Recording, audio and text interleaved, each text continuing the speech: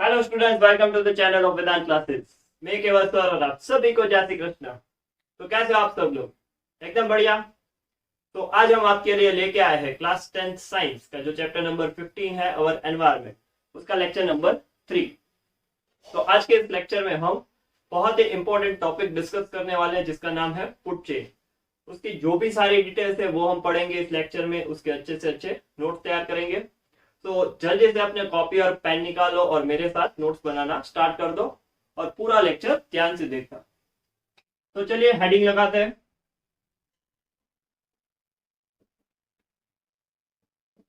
Food chain बहुत ही important topic है, food chain.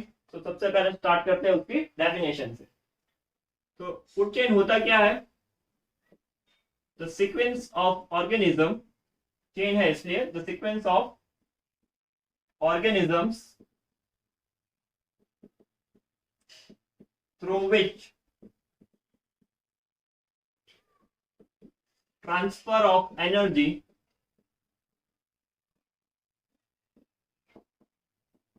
takes place, कैसे? in the form of food by the process of one organism consuming the other is called food chain. बढ़िया। देखो यहाँ पे बहुत ही खूबसूरत डेफिनेशन लिख दिया हमने। The sequence of organism through which transfer of energy takes place in the form of food। मान लो कि A, B, C और D ऐसे कोई 4 ऑर्गेनिज्म है। सो बी ऑर्गेनिज्म है वो ए को खा रहा है, सी ऑर्गेनिज्म बी को खा रहा है, डी ऑर्गेनिज्म है वो सी को खा रहा है। तो अगर ऐसा चलता रहा, ठीक है, तो बी ऑर्गेनिज्म ने ए को खाया, उसका मतलब क्या हुआ कि इसकी एनर्जी इसमें ट्रांसफर होगी। फिर जब सी बी को खाएगा तो इसकी एनर्जी इसके पास आ जाएगी। जब डी सी को खाएगा तो इसकी एनर्जी इसके पास आ जाएगी। तो that is a sequence of organism through which energy transfer is taking place, ठीक है, in the form of food. उसका मतलब क्या हुआ? बी के लिए ए फूड हुआ, सी के लिए बी फूड हुआ, डी के लिए सी फूड हुआ, ठीक है, in the form of food by the process of one organism consuming the other. एक है दूसरे को खा रहा है, ठीक है। सो ये डेफिनेशन इस तरह से आप याद रख सकते हो, बहुत ही आसान है। चलिए एक बढ़िया सा एग्जांपल लिख लेते हैं। मान लो कि ग्रास, उसको डियर खा रहा है,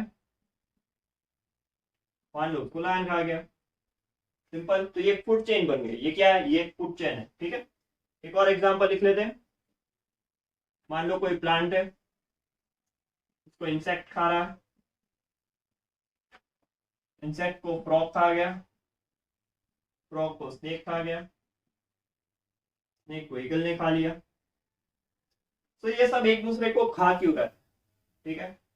इकोसिस्टम एनवायरनमेंट पढ़ने का ये जरूरी क्यों है? क्योंकि इससे हमें समझ आता है कि why it is necessary not to kill any organism. अगर कोई भी एक ऑर्गेनिज्म एक्सटिंक्ट हो जाता है तो उससे प्रॉब्लम्स क्या आएंगे, ठीक है, लर्न करेंगे हम धीरे धीरे सब कुछ। बट फूड चेन से हमें एक आइडिया आता है कि सारे जो ऑर्गेनिजम्स है वो इंपॉर्टेंट रहते हैं एनवायरनमेंट के लिए, इकोसिस्टम में बैलेंस बनाने के लिए।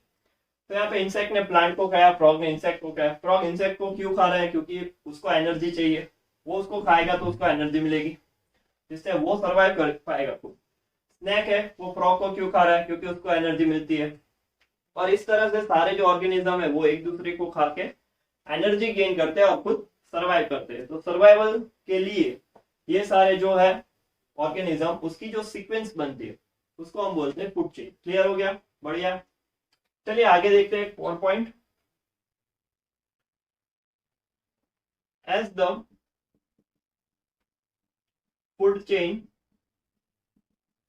प्रोग्रेसेस, जैसे फूड चेन आगे बढ़ती है,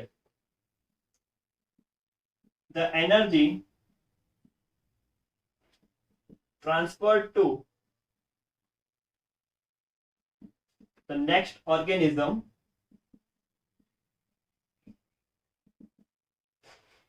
विल डिक्रीज, वो क्या होगी, वो कम होगी, इट विल डिक्रीज। ठीक है, बहुत ही इंपॉर्टेंट पॉइंट है। वो डिक्रीज क्यों होती है वो हम आगे नेक्स्ट जब 10% लॉ पढ़ेंगे इस चैप्टर में तभी आपको ये बात समझ में आएगी। बट अभी के लिए इतना याद कर लो कि जब आगे फूड चेन बढ़ेगी, ए से बी में, बी से सी में, ऐसे एनर्जी जब सॉरी ऐसे फूड चेन जब आगे बढ़ेगी तब एनर्जी क्या होगी, डिक्रीज होगी। Then one more point that we can mention,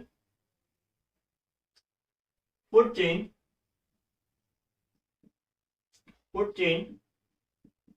helps us to understand the interaction and interdependence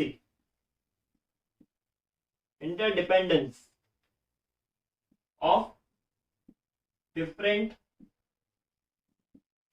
organism of ecosystem. So इससे हमें क्या पता चलता है फूड चेन से कि कौन सा ऑर्गेनिज्म किसको खाने वाला है। तो इससे हमें इंटरेक्शन एंड इंटरडिपेंडेंसी पता चलता है कि लायन है वो जाके घास नहीं खाने वाला, क्यों, क्योंकि फूड चेन में लायन जो सबसे रहता है वो सबसे आगे आता है। ठीक है, ये डियर है वो प्लांट्स या ग्रास उसके ऊपर डिपेंड रहता है। तो ये सारी चीजें इंटरेक्शन एंड इंटरडिपेंडेंसी।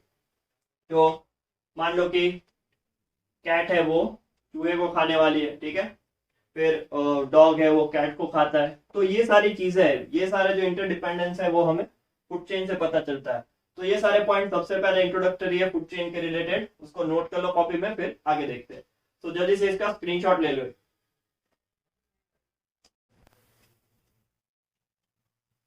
चलिए तो आगे देखते हैं उसके एग्जाम्पल्स।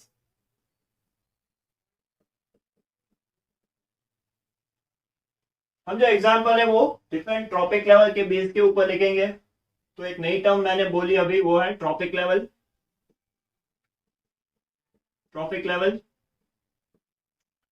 लेवल हम आगे या नेक्स्ट लेक्चर में पढ़ेंगे। ठीक है, अभी के लिए याद रख लो कि स्टेप्स कितने, जो स्टेप्स रहते हैं वो। ठीक है, तो दो ट्रॉपिक लेवल, तो उसका जो एग्जाम्पल है वो क्या बनेगा। एग्जाम्पल मान लो कि प्लांट है, उसको मैन डायरेक्टली खा रहा है। ठीक है, तो ये हो गया दो ट्रॉपिक लेवल, दो स्टेप का food chain.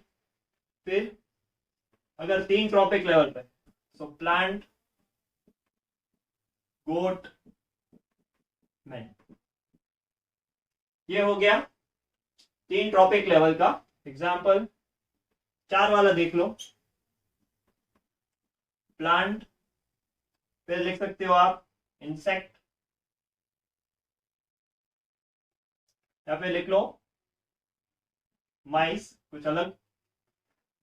Then you can right चूहे को सांप खा गया और उसको पिकॉक। ठीक है, तो ये फूड चेन हो गई चार ट्रॉपिक लेवल की। फिर पांच वाली हमने पहले लिखी थी, अभी वही लिख लेते हैं। प्लांट को किसने खाया था, प्लांट को मान लो ग्रास हॉपर। इंसेक्ट पे लिख सकते हो। ठीक है, फिर उसको खा गया फ्रॉग, फ्रॉग को स्नेक खा गया, उसको ईगल ने खा लिया। ऑफ भी लिख सकते हो, कुछ भी, बट अच्छे से आपको फूड चेन कंस्ट्रक्ट करनी आनी चाहिए। ठीक है, ऐसा नहीं कि कुछ भी आप लिख के आओ और सही लगा दे वो। ठीक है, जो चीज आपको पता है और जो बेसिक से ऑर्गेनिजम्स है उसका फूड चेन आप बनाओ, उसको एक बार देख के जाओ तो अच्छा रहता है। ठीक है, तो यहाँ पे देखो मैंने एग्जांपल्स लिख दिए कि दो ट्रॉपिक लेवल, तीन ट्रॉपिक लेवल, चार और पांच। जनरली पांच से ज्यादा नहीं होते फूड चेन, नोट लगा लो। Maximum 5 tropic levels are possible in any food chain। और जनरली कितने होते हैं, जनरली या usually 3 to 4 tropic levels are there. Generally 3 or 4 tropic levels are enough. ऐसी फूड चेन ज्यादातर हमें देखने मिलती है, ठीक है, 5 हार्डली होती है। क्यों ऐसा नहीं होता? क्योंकि हमने पहले पॉइंट लिखा था कि energy decreases as we progress in a food chain. तो आगे बढ़ते जाओगे तो इसके पास बहुत ही कम एनर्जी रहती है, ठीक है। यहाँ से इसको बहुत ही कम एनर्जी ट्रांसफर मिलेगा, वो ज्यादा हम 10% लॉ में आगे क्लियर करेंगे। उससे पहले इसका स्क्रीनशॉट ले लो और अपने कॉपी में बढ़िया से नोट कर दो।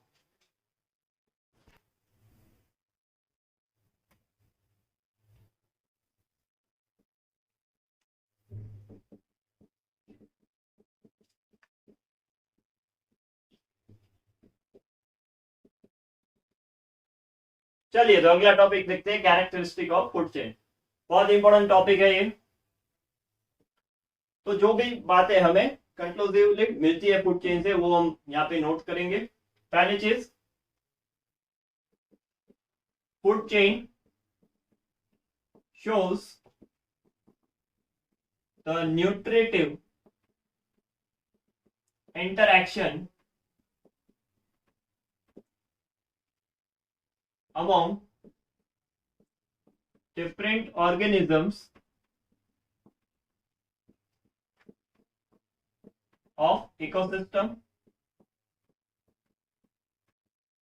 तो पहली चीज क्या याद करनी है कि nutritive interaction, food chain that shows the nutritive interaction, मतलब क्या है कि कौन सा ऑर्गेनिज्म किसको खाता है, और दूसरी चीज क्या है कि उसको खाने से उसको क्या मिलेगा, एनर्जी मिलेगी। तो न्यूट्रिशन के लिए वो ऐसा करता है कि वो दूसरे ऑर्गेनिज्म को खाता है।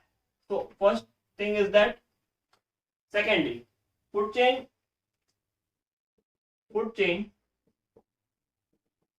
Is always straight। Food chain हमेशा क्या होगी, स्ट्रेट में होगी। Means food chain progresses in a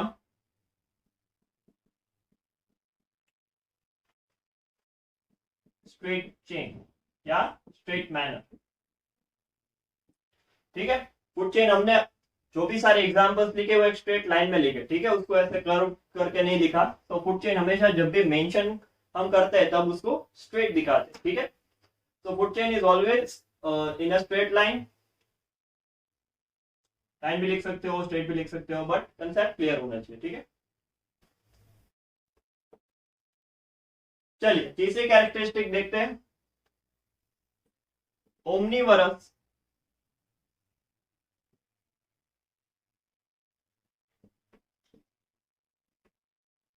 organism can occupy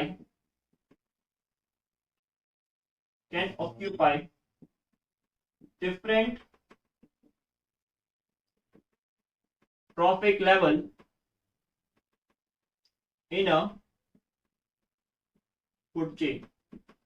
जो ओमनीवरस ऑर्गेनिज्म है, फॉर एग्जांपल मैन, हमने अभी एग्जांपल भी देखा था एक, हमने ऐसे एग्जांपल देखा था 2 ट्रॉपिक लेवल का, प्लांट और मैन।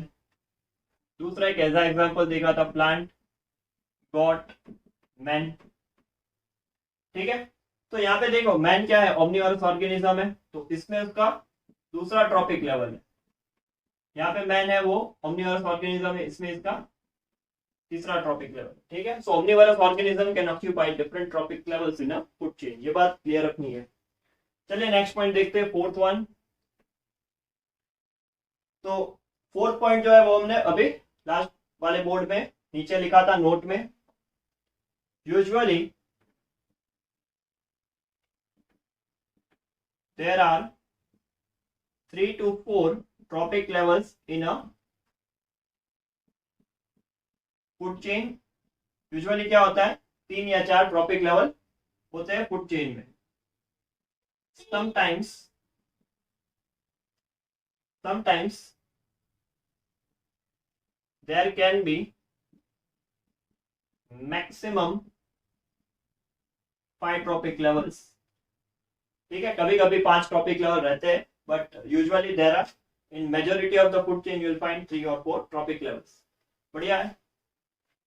तो ये वाला पॉइंट इंपॉर्टेंट है. omnivorous organism can occupy different trophic level. ठीक है. एक और पॉइंट लिख लेते हैं. ये बहुत इंपॉर्टेंट पॉइंट है. बच्चे इस पॉइंट को अच्छे से समझते नहीं है. ठीक है, बहुत खास पॉइंट है ये. देखते हैं. चलो.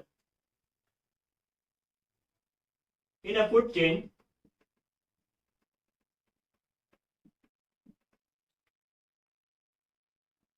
यूजुअली, या तो फिर ऐसा लिख लो, व्हाइल ट्रांसफर ऑफ एनर्जी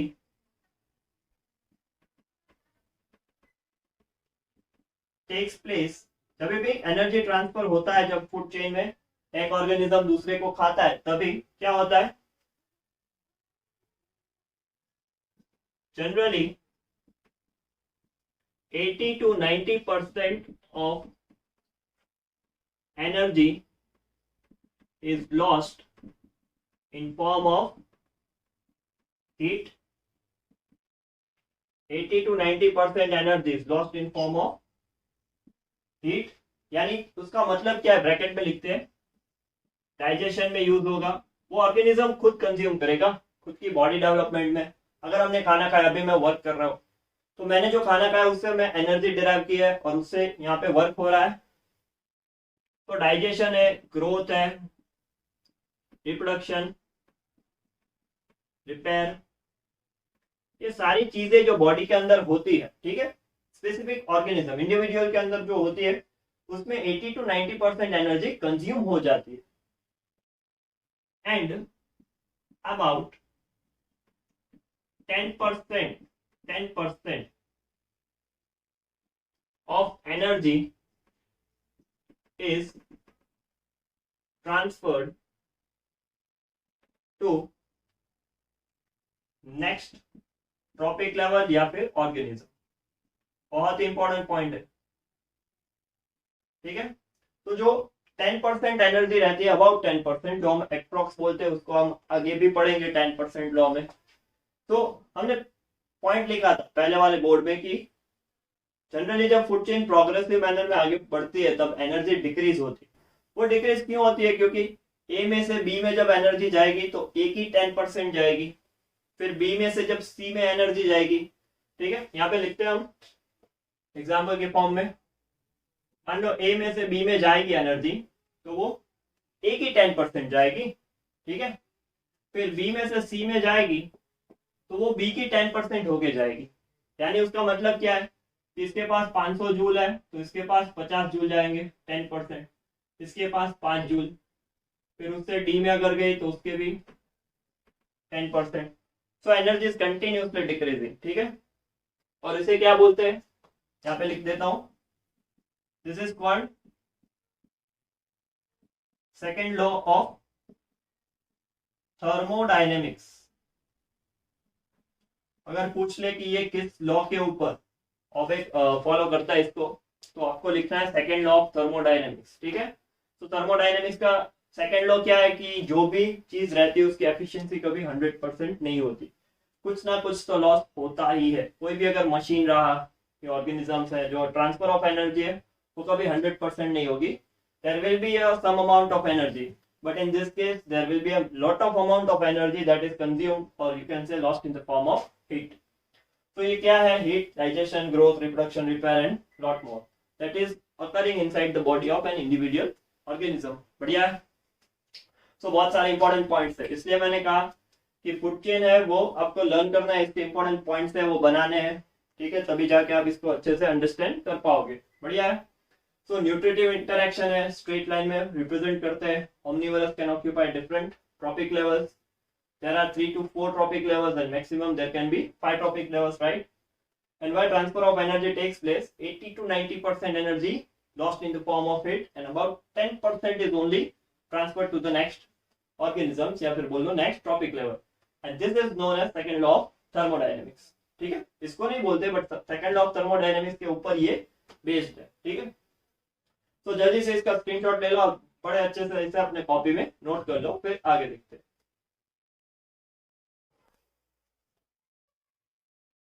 चलिए, तो नेक्स्ट टॉपिक है types of food chain. Generally, food chain are of two types. That is, first is grazing food chain.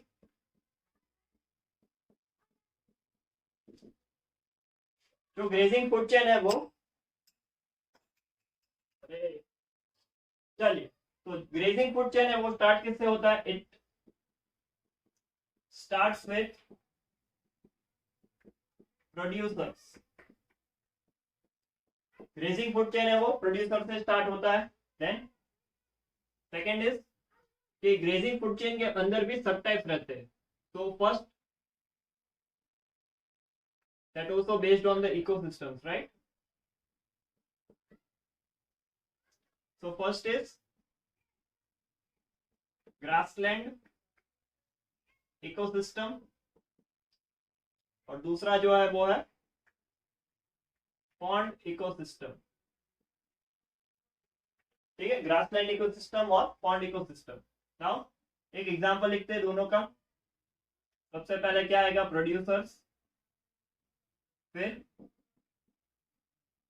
Herbivores, जिसको प्राइमरी कंज्यूमर भी बोल सकते हो. ठीक है, तो उसके बाद आएगा सेकेंडरी कंज्यूमर, फिर टर्शियरी कंज्यूमर और लास्ट में अगर 5 लेवल रहा है, ठीक है, 5 स्टेप रहे, 5 टॉपिक लेवल रहे, तो क्वाटरनरी कंज्यूमर. इसको सेकेंडरी कंज्यूमर को प्राइमरी कार्निवर भी बोल सकते हो, क्योंकि यहाँ से कार्निवर शुरू होते हैं. ठीक है, तो ये सेकेंडरी कंज्यूमर है, वो एक्चुअली प्राइमरी कार्निवर भी हो सकता है. इसको बोलो सेकेंडरी कार्निवर, और ये होगा टर्शियरी कार्निवर. तो इस तरह से क्लासिफाई कर सकते हो. मैंने पहले भी बोला था, ये बहुत ही इंपॉर्टेंट चीज है, इसको अच्छे से समझना जरूरी है. तो चलिए एक एग्जांपल लिखते हैं. पहले भी लिखा था, वही लिख लेते हैं. प्रोड्यूसर हर्बीवरस, ये तो ग्रास या प्लांट, ग्रास हॉपर या इंसेक्ट, कुछ भी लिख लो. ठीक है, फिर फ्रॉग, स्नेक, फिर प्रीडेटरी बर्ड्स. ठीक है, आप और कोई भी फूड चेन बना सकते हो. प्रीडेटरी बर्ड्स यानी ईगल, हॉक्स एक्सेट्रा. ठीक है, वो प्रेडेटरी बर्ड्स बोलते हैं उसे. फिर पॉन्ड इकोसिस्टम बहुत ही इंपॉर्टेंट है, ये वेरी इंपॉर्टेंट. इसमें आएगा फाइटोप्लैंक्टन. ठीक है, प्लैंक्टन यानी कोई भी ऐसी चीज जो पानी में तैरती हो, float on the water. That is small organism which actually floats on the water, इसको प्लैंक्टन बोलते हैं. तो फाइटोप्लैंक्टन इसलिए क्योंकि ये फोटोसिंथेसिस करता है और ये पानी में है. फोटोसिंथेसिस करता है और पानी में है, इसलिए इसको बोलते हैं फाइटोप्लैंक्टन. प्लैंक्टन यानी, जैसे मैंने कहा, small organism floats on water. और phyto means it performs the photosynthesis. So बोल लो कि एक्वेटिक प्लांट है ये फाइटोप्लैंक्टन. फिर आएगा जू प्लैंक्टन. ठीक है, कोई भी ऐसा प्रोटोजुआ जो पानी में है, ठीक है, उसको बोलेंगे जू प्लैंक्टन. फिर उसको मान लो किसी छोटी मछली ने खाया, तो बड़ी मछली ने खाया, और उसको आके प्रेडेटरी बर्ड खा गया. मान लो क्रेन लिख लो यहाँ पे. ठीक है, तो ये होगी फूड चेन्स के एग्जाम्पल. बहुत ही इंपॉर्टेंट है ये सारी बातें, छोटी छोटी बातें जो बच्चे छोड़ देते हैं पढ़ाई के वक्त. ठीक है, तो इसको नोट करना बहुत ही इंपॉर्टेंट है. चलिए आगे दूसरी फूड चेन देखते हैं. That is second type of food chain. ये ग्रेजिंग है, तो सेकेंड इज डेट्रिटस. डेट्रिटस यानी डेड. ठीक है, तो dead food chain. Detritus food chain यानी जो स्टार्ट होती है डेड मैटर से. तो it starts with dead organic matter. ठीक है, जो डेड ऑर्गेनिक मैटर से स्टार्ट हो उसे हम बोलते हैं डेट्रिटस फूड चेन. ठीक है, तो चलिए इसका एग्जाम्पल लिखते हैं। पहले डेट्रिटस, डेट्रिटस यानी मरी हुई चीजें, dead things that are called detritus. फिर आता है डेट्रिटिवोरस, फिर आता है detritivore consumers, then you can write small carnivore और लास्ट कार्निवोर। ठीक है, अपने हिसाब से एग्जाम्पल बना सकते हो। चलिए इसका एग्जाम्पल लिखते हैं। सबसे पहले डेड मैटर ऑफ एनिमल्स, या फिर बोल लो फॉलन लीव्स। ठीक है, डेट्रिटिवोरस में क्या आएगा, that is fungi, bacteria, protozoa, ये सारे डेट्रिटिवोर है जो इस डेड मैटर को खाते हैं। ठीक है, डेट्रिटिवोर में you can right mollusk, that is you can write example snail।